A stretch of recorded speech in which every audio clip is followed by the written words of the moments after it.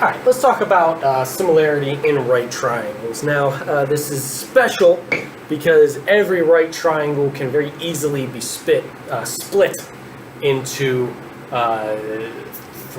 three similar triangles. It can be split into two triangles.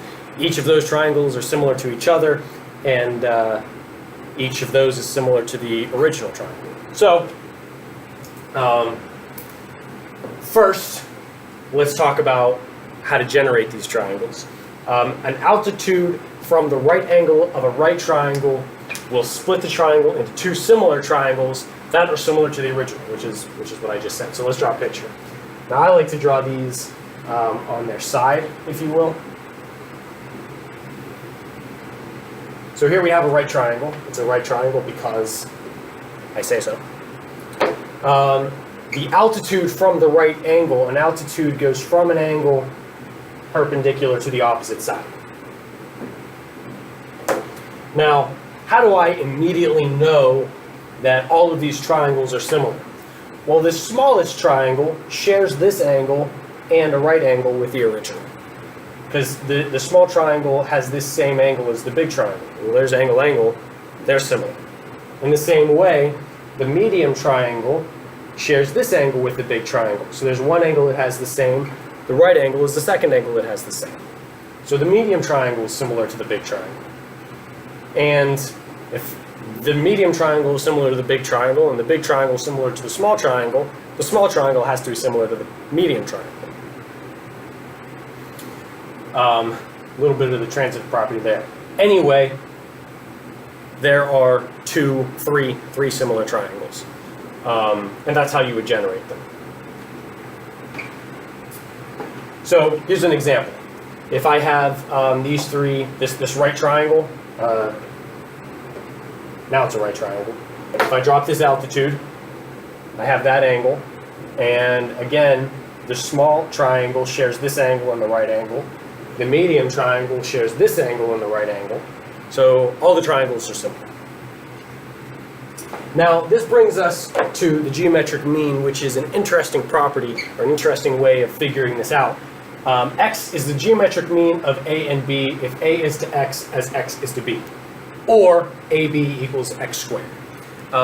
So, that's what the geometric mean is. I think I want to talk more about the right triangles before we talk about this one. So, wrong way. This one. This triangle, I want to make a table that has the small, the medium, and the large triangles. Now, in each of these triangles, they each have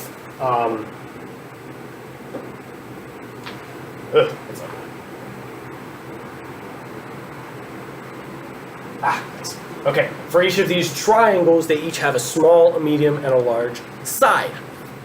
So, small, medium, and large.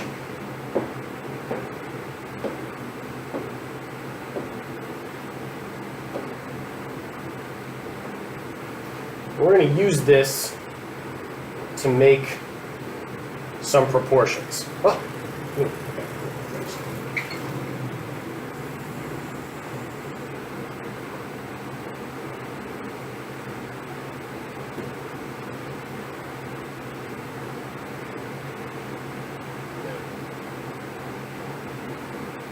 Bear with me. Okay. We're going to use this table to make the proportions. So the small leg of the small triangle is DC. And I'm going to say DC because that's the length DC. I'm not going to say segment DC. I'm going to say DC because that's the length from D to C. The medium leg of the small triangle, is this BD. And the large leg of the small triangle is this BC. And actually keep things, I'm going to keep all of them in alphabetical order, just to kind of keep things straight in my head. The small leg of the medium triangle, this is the medium triangle. The small leg of the medium triangle is this BD. The medium leg of the medium triangle is AD. And the large leg of the medium triangle is AB. Now in the large triangle, the small leg of the large triangle, the biggest one, is this BC. The medium leg of the large triangle is AB. And the large leg of the large triangle is AC. And I could probably say, instead of saying the large leg of the triangle, I could probably say the hypotenuse, because that's going to be the biggest leg of the right triangle. But it doesn't really matter. Anyway, what you can notice here is that BC is part of the large and the small triangle. It's the small leg of the large triangle and the large leg of the small triangle. So what I can do is use that to make a proportion. I can say that CD is to BC as BC is to AC. The small leg, the small is to small large as large small is to large large. Basically, I'm just ignoring everything else and making this a proportion, or this a ratio and that a ratio. But since we're looking at the small leg of the small triangle, the small leg of the large triangle, and the large leg of the small triangle, the large leg of the large triangle, this might be confusing. I'm trying to think of a way to explain it better. We're looking at corresponding parts. We're looking between the small and large triangles and the small and large sides. So they're corresponding parts, so we're able to make this proportion. Now notice that BC is in BC is in both triangles. This is the geometric mean. A is to X is to B. CD is to BC as BC is to AC. So BC is the geometric mean between CD and AC. There's more. For instance, both of these have BD. So I can make another proportion. CD is to BD as BD is to AD. Again, I'm looking at corresponding parts because I'm comparing the small and medium triangles and the small and medium sides. And again, BD is the geometric mean of CD and AD because it's in the same spot. There's another one, AB, AB. So I can make a third proportion that AD is to AB as AB is to AC. So again, AB, not again because now we're talking AB is the geometric mean of AD and AC.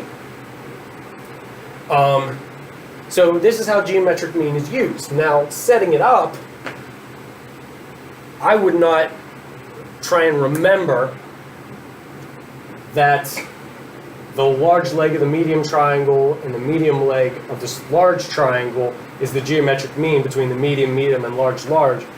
That's a whole lot of information. But once I write out this proportion, it's going to be easy to solve because I can see that this is the geometric mean, and really that lets me set it up like this. Since the geometric mean, if you square the geometric mean, that's the same as the product of the other two sides. That's how you can use the geometric mean. Do you have to use the geometric mean? No. If you want to just solve this, that's fine. But the geometric mean is a thing, whether you want to use it or not. I just want to let you know about it. That's all. So yeah, this is right triangle similarity. There you go.